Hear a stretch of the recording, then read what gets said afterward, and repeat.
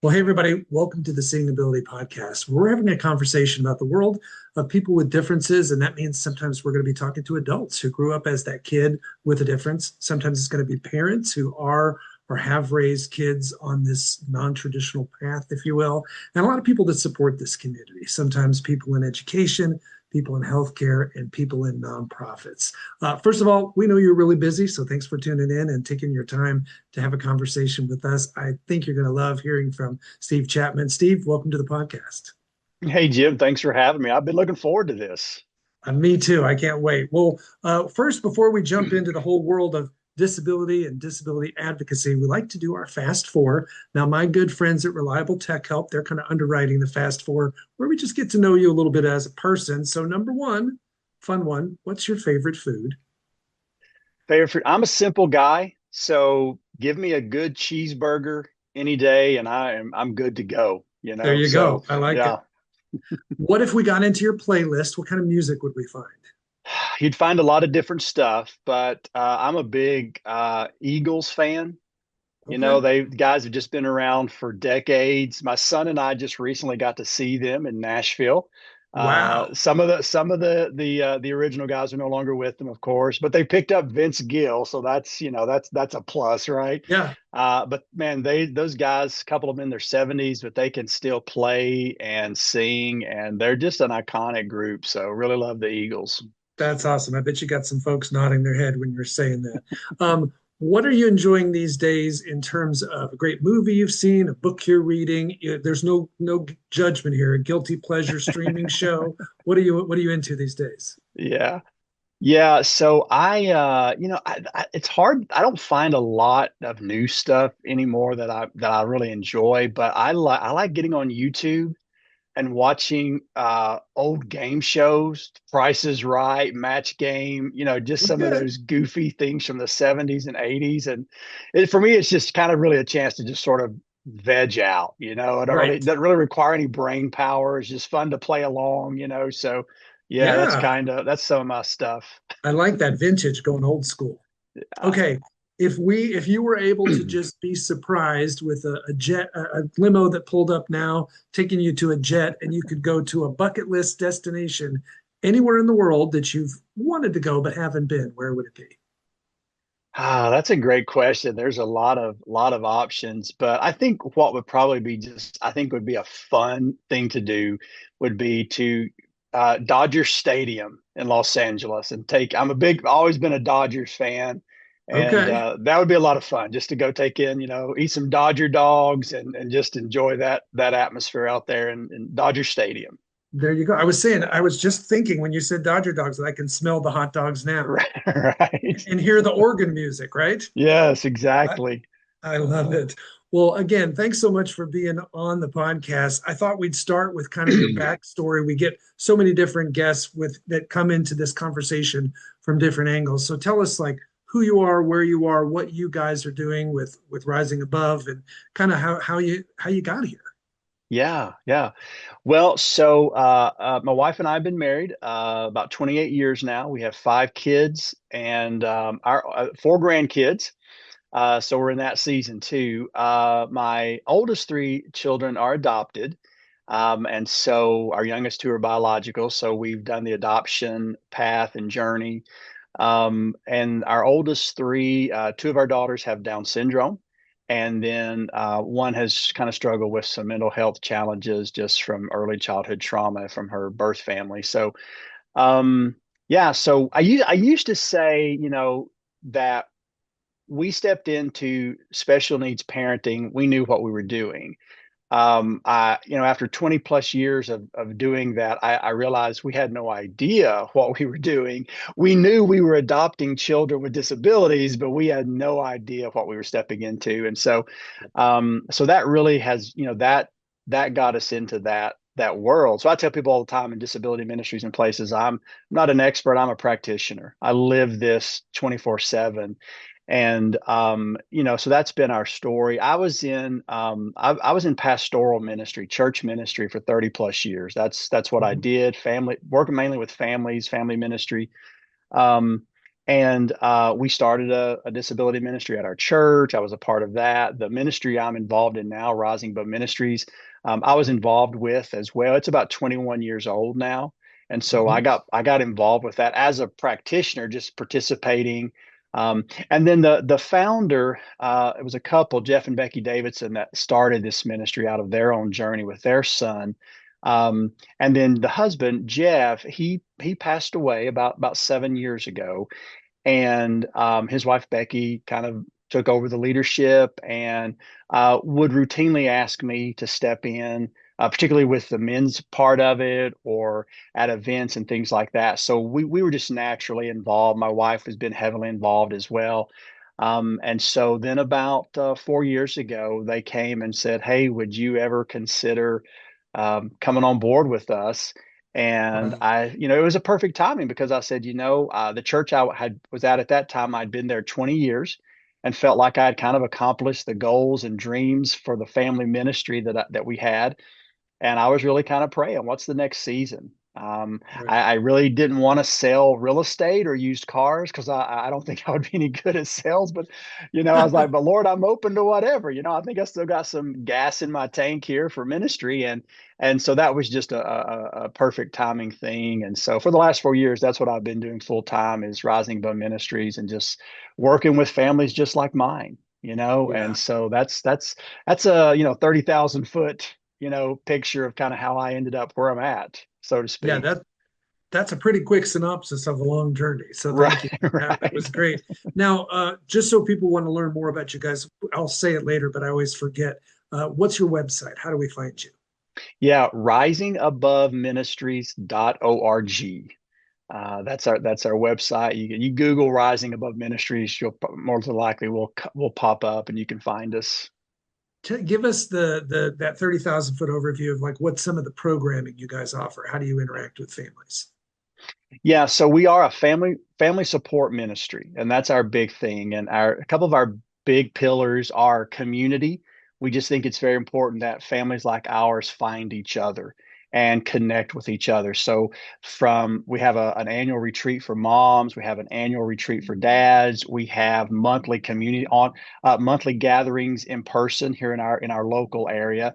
We have online community groups. So we have parents literally from around the country throughout the week that get into our community groups via Zoom. So that's a big part is helping families find each other. So that creating safe places for families to connect is huge. Resources. We spend a great deal of time creating resources that can be a video series just for dads or just for moms or maybe for married couples. Maybe it's for the neurotypical siblings. We create a lot of resources. We house those on our website. You can get them from our app. We've been working on an app that we put out, and we're constantly just feeding new videos. And some of those are simple 3 5 minute just another special needs parent giving a word of encouragement. If you're Mm, we always tell parents if you're it's the middle of the night and you're up with your child because they're having an episode and you're just really feeling down, pull that app out of your pocket and just listen to another parent, speaking words of encouragement to you. So a lot of resources are available, a pretty vast library of resources that we make available for parents. And then a part two is, I think, advocacy and education, and mhm. that's a lot of with churches and just trying to create resources, trying to get into churches to help them better understand how to accommodate families, how to Right. become places that families can be a part of your church. And I always tell church leaders it's not necessarily about creating programming. It's discipleship, but learning Mhm. and knowing how can we disciple families who have children with disabilities and special needs? Because sadly, most churches don't really know how to do that. I think the Right. heart is there, but they're just like, we honestly don't know how. And so those are some of the main things that we do. And again, it all kind of centers around encouraging, empowering, and helping families. That's our big mission. Yeah, I love that. I can see two groups of people hearing you talk about things, being excited for what you're doing, maybe being like, gosh, I wish we had that at our church. And then a church being like, I wish we could offer that to our people. So Yeah. if you're in either one of those camps, what's the good first step if that's what they're thinking? Yeah. Just to reach out to us, contact us. I think one of the best first steps, especially if you're a church leader, is just to have a conversation. I did that for 30 some years, so I know what that side of the fence looks like. I know the Yeah. challenges and the concerns and all of that. I'm a special needs dad, so I know that personal experience. And Hmm. and then now being in this disability arena, I also know there is a vast amount of resources available to help churches. So Yeah. I think a conversation, just I'd love to hear what's your story, what's your situation. And Right. then because it's not a cookie cutter approach. So let's Right. just have a conversation and we can help you figure out what's your next best step and what might that look like. Because it's probably not what you might think, because usually Mm, that initial thought a lot of times scares church leaders off. It's like, I don't think we can do that. It's probably right. not what you're thinking. So that just a conversation, I think, is the best place to start. Well, what a great Yeah, service for you guys to be open to yeah, those conversations. absolutely. I love that. Let me ask you a question that most conversations in this non-traditional journey start with, and you can think about it from your own experience with your kids, and then also all the families that you've worked with. It's that beginning stage, that acceptance, that like life has thrown you Mhm. this curveball. Not that there's any easy path of parenting or predetermined Right. path of typical kids, but life has thrown you a curveball where you're going to face a lot of extra challenges raising this kid. And for a lot of people, dealing with that, accepting that, getting through it on the other side, and then moving forward is a pretty big piece of the big chapter in their journey. What was it like for you? What did you learn from it? What do you tell other parents on that stage where they're a Yeah. little bit overwhelmed about their 3-year old and what their future is going to be like?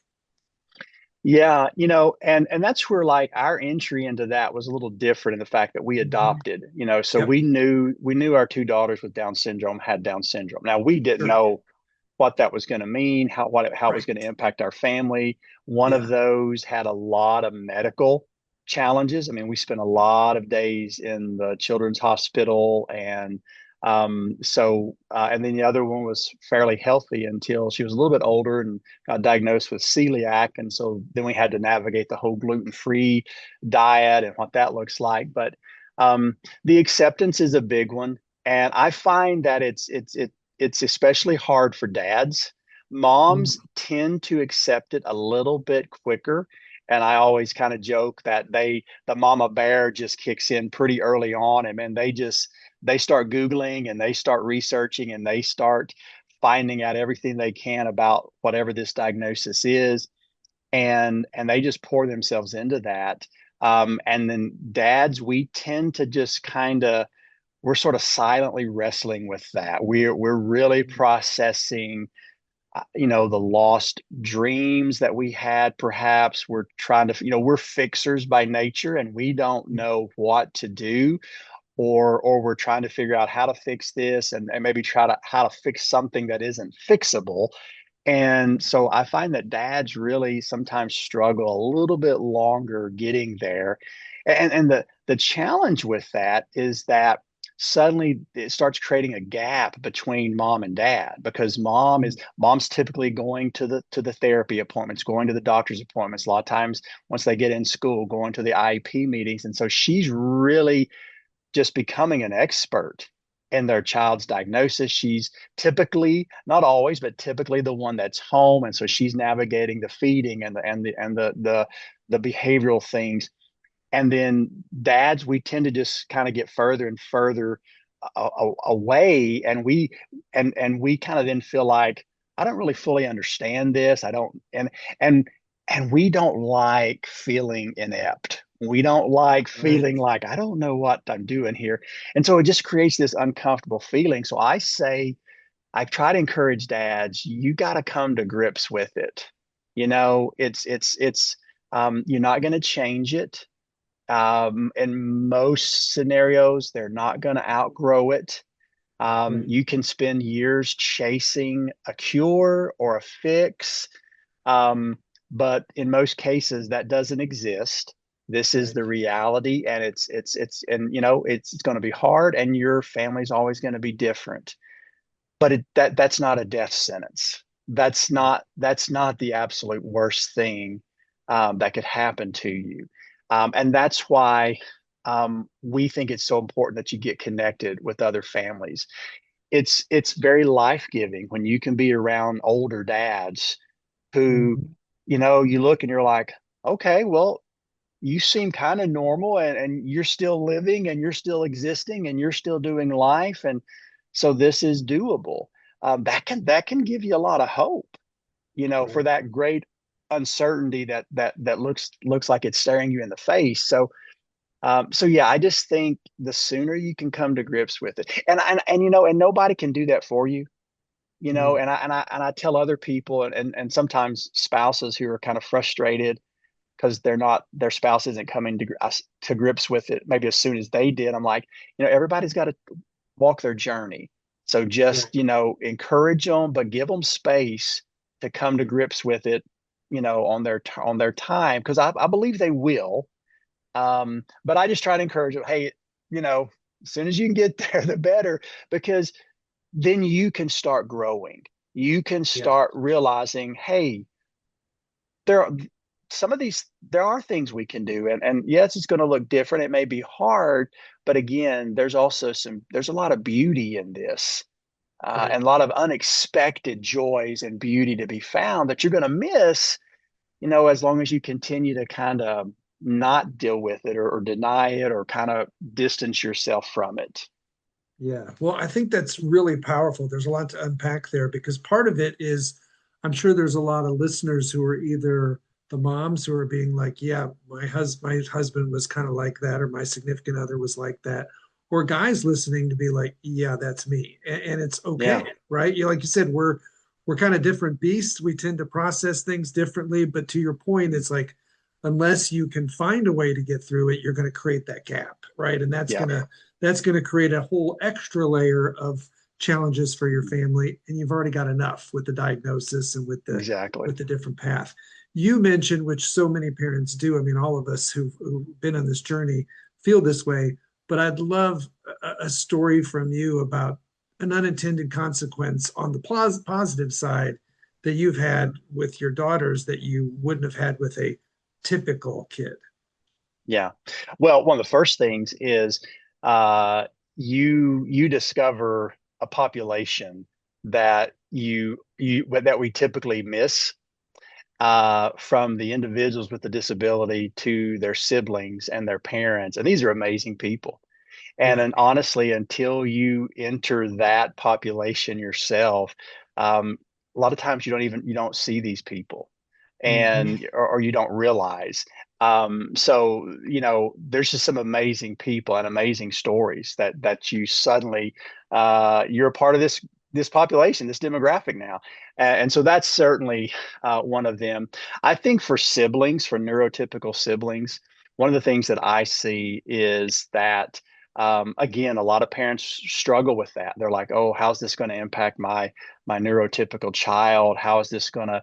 And there are some challenges. My two could tell you that, yeah, it's not always easy. There have been some things we didn't get to do as a family that their peers have, Yep. but overall, um, these become some of the most incredible individuals on the planet. They are some of the most compassionate, fiercest advocates. Um, they're just amazing. And I see them from middle schoolers all the way up to senior adults who are now the primary caregiver for their sibling because their parents have passed on. So that's just a beautiful thing to see, that what we tend to might think, oh, we worry that's going to be a very negative thing. And again, there are challenges, but man, to see those individuals, those neurotypical siblings, grow up to become, again, just some incredible people, that's pretty special. That's a pretty neat thing to see. And then just, I think it sort of simplifies your life, because for your child with a disability, sometimes, yeah, you start pulling in some of those expectations that's not quite as wide.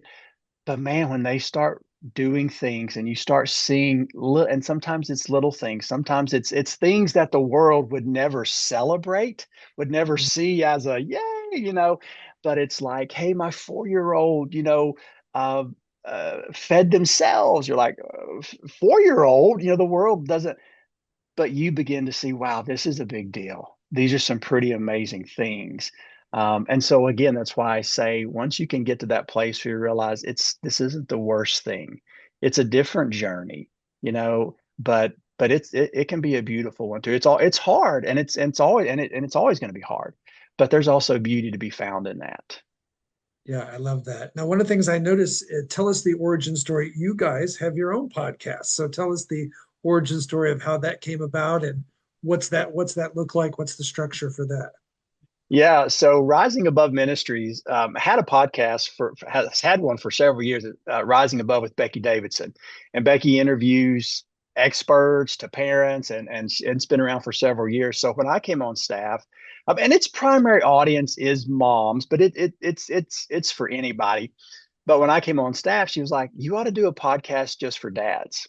Mm. But Jim, I'll tell you, I never even listened to podcasts. I was like, I don't even know I don't even understand that world.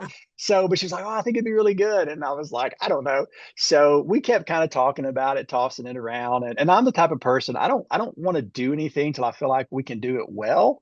Yeah. And so just kind of kept thinking, what would that look like? And so we decided we wanted to try, and actually at our one of our annual fundraising events, we sort of put that out there that, hey, we're looking to do this. We've kind of estimated what the cost might be, and we're looking for someone to fund it. And at that event afterwards, some dear friends of mine came up and said, hey, we're excited about that podcast for dads, and kind of winked at me and said, we want you to do it.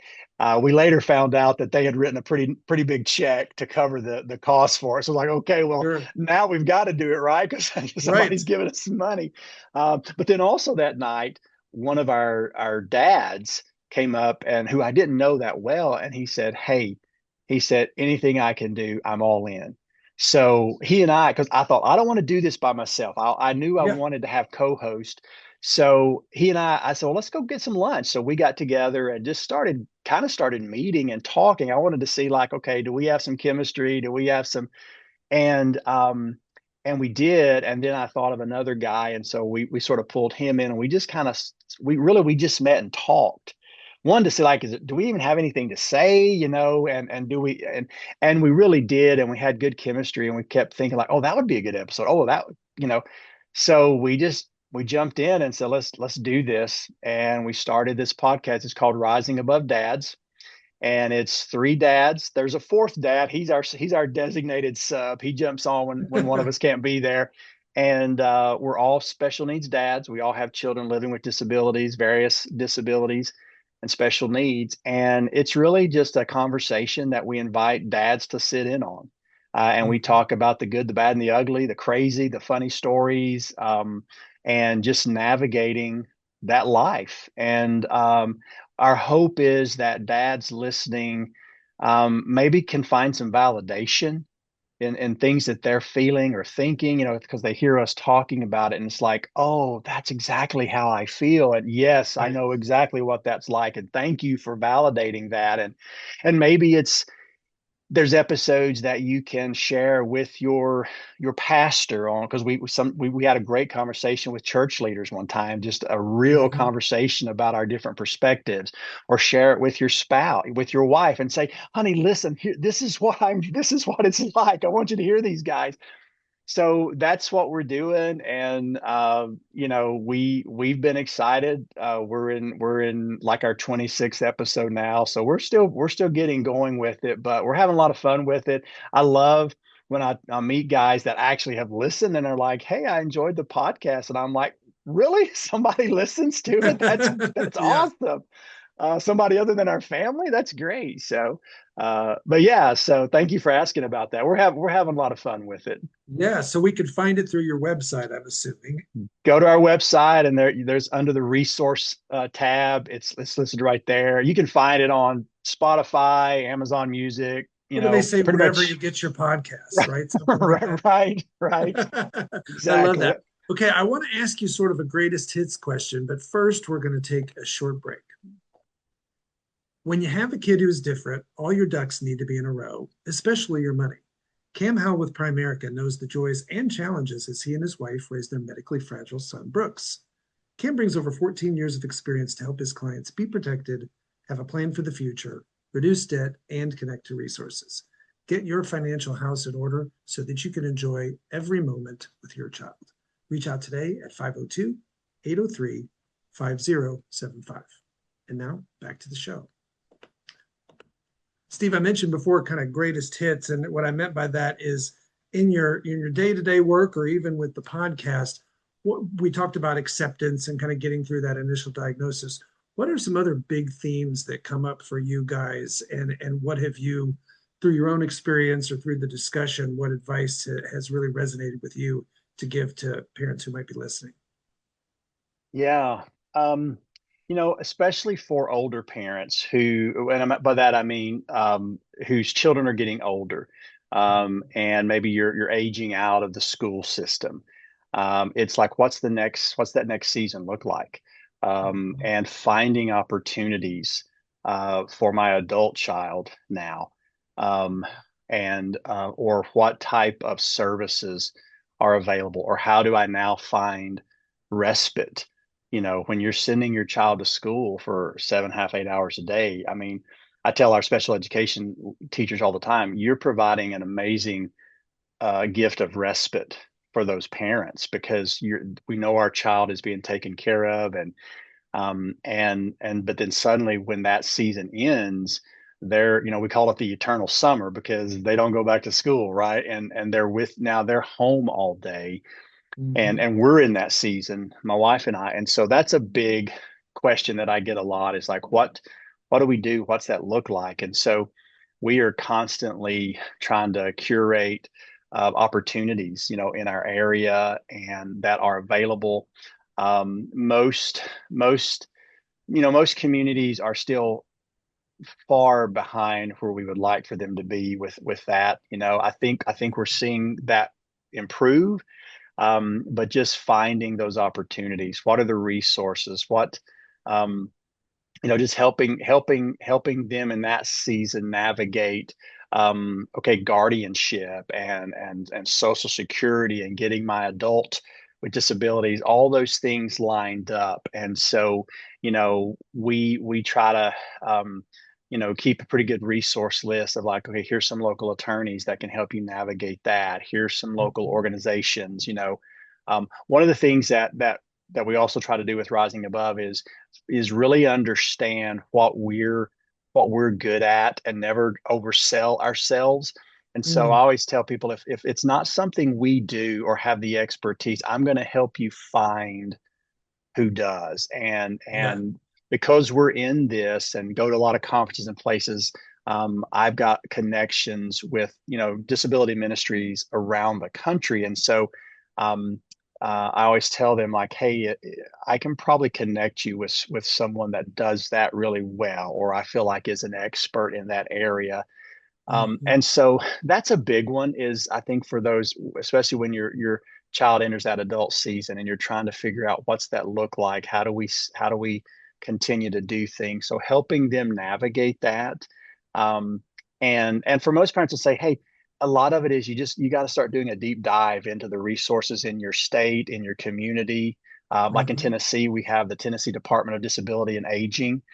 They have a phenomenal website, and there's lots of resources there. And so it's just knowing, you know, so it's kind of like your training isn't over. Now you've got to kind of start educating yourself. Okay, what does that season look like? What resources are available for my adult child? So that's a big one. I would say Yeah. that a conversation we had. I just had that conversation last night with a dad, and whose son isn't there yet, but he's kind of anticipating that season. Sure. That's a big one, I think, for sure. The young families, it's just it's helping them navigate the sense of being so overwhelmed. You walk out of a doctor's office or a hospital, and sadly, they rarely know how to kind of prepare you for that. And there's no playbook, so to speak, that they can hand you. So, oh, now you've got a child with a disability. Here you go. So you're just overwhelmed. You're just like, we've never heard these words, we've never heard these terms. And the world, how to navigate the world of therapies and medications and supplements and support group, all these things. And so it can be very overwhelming. And so we're so grateful when some of maybe a local doctor is aware of our organization and will say, "Hey, here's an organization you should reach out to," um, because they may not necessarily be ready for all of our programming and resources, but when they reach out to us, we are special needs parents ourselves, so we Right. understand all the feels and all those emotions that you're experiencing. And so sometimes, I mean, we've had people, come into our office, Zoom calls, just just so overwhelmed, and we're able just to sit and listen. and Right. and and there's power when the person on the other side that's listening to you can nod their head and say, I know exactly what that feels like. Mm. Let me share my story. That can give that young parent a lot of hope. And so, so you kind of got a pretty wide, spectrum there, from just starting to, hey, we've been doing it for a while, but now we're entering a new season. What's that look like? But those are a lot of those questions that parents are wrestling with. And it's interesting because they're both very similar, because the new parents just starting out, the older parents, like, we've been doing this, but suddenly it's like we're starting over because It's it's a a whole whole new new chapter. season, Yeah. right? And so yeah, so just being able to be there and to talk to families about those are a lot of the things that families are dealing with. Yeah. And for that young parent who's maybe really overwhelmed with like fear of the future, what's my child? And fill in the blank, like employment, whether they're ever going Mhm. to get married, all that kind of stuff. They're overwhelmed with that fear of the future. What have you found to be the best advice for people in that stage? Mm. You know, breathe. Take it one day at a time. I recently saw this, and I can't remember who said it to give them credit. But it was this. He basically was saying, when I got my child's diagnosis, it wasn't a death sentence. I was suddenly given a map to better understand my child. Mm, And that's not exactly how they said it, but I loved that, because that perspective of, yeah, I remember one doctor one time told a parent, they got a diagnosis, they got a confirmation, and he told him, he could see just the exasperation and the fear, and he looked at him and he told him, he said, just remember something. He said, you're walking out of here with the same child you walked in here with.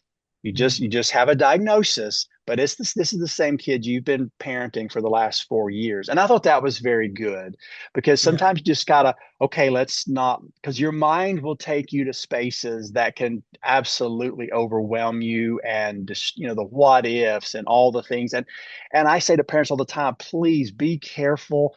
Don't seek your advice on Reddit or some of these online forums, because you're going to get so much misinformation. You're going to get so much stuff that might not even be true.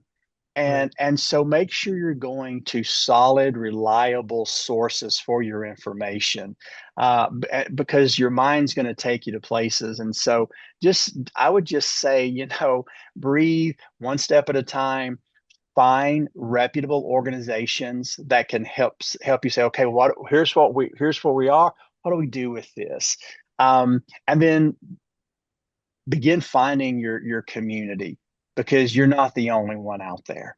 There is a vast population of moms and dads just like you, who are walking through this, who are just finding out, who found out years ago, who are navigating these things. So just make sure you're attaching yourself to those people, because even our closest family are going to be limited to their understanding of what our life looks like. And so Right. you want to make sure you connect with people who get it, who understand. So that would be, I just think that's important for young families.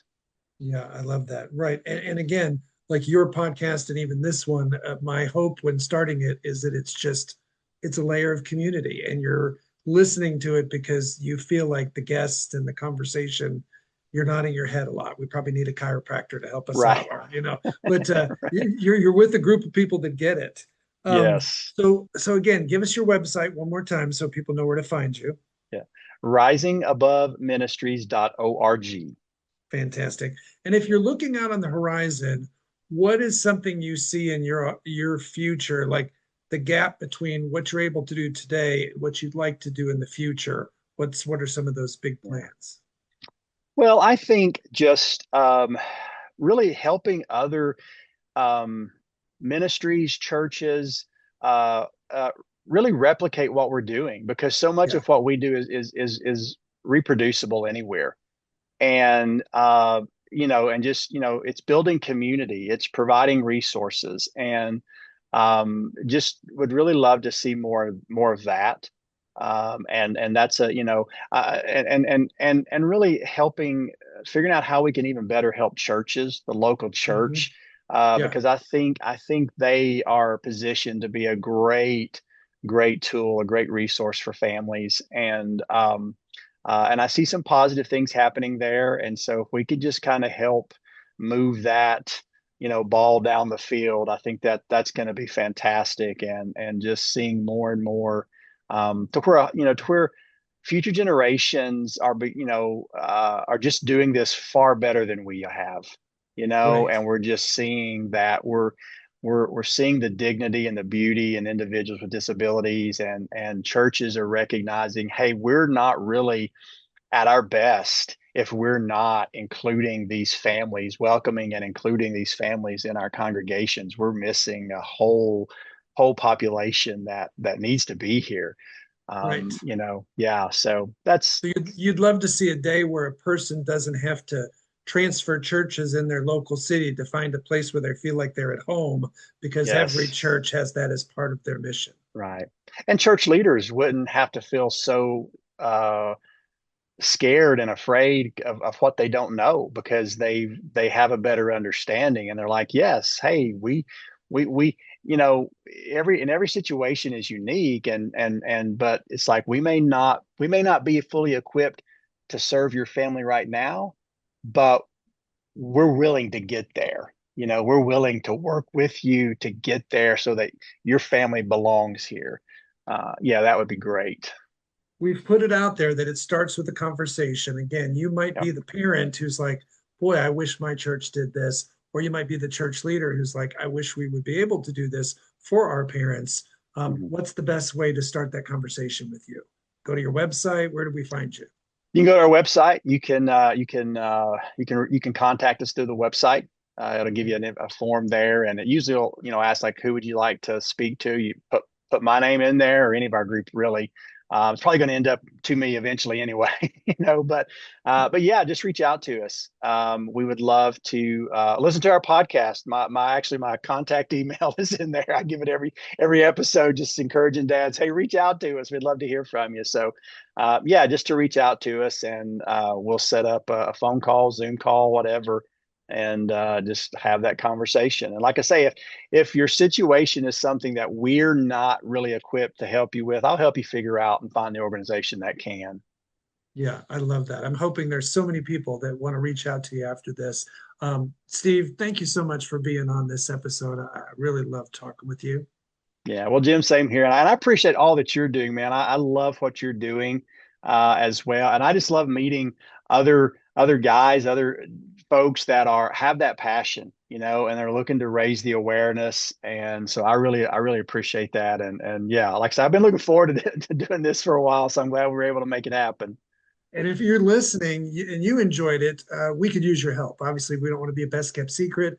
Like and share this episode, follow our podcast Facebook page, rate and review the podcast, and tell others you know, other organizations. We're looking always for future guests. Still doing 2 episodes a month. One is a family or an individual that's traveling this path, and the other is an organization like Rising Above that we had today. And there's lots of people around the country doing amazing work, and most of you know them. So don't keep them a secret. Connect them to me, talk to them about being on the podcast.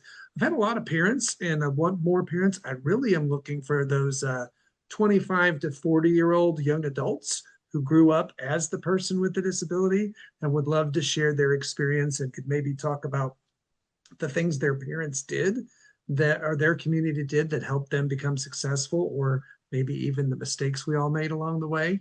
We can learn from those too. So again, looking for future guest ideas for the podcast. We know your time is valuable. Thanks everybody for listening in. We'll see you next time.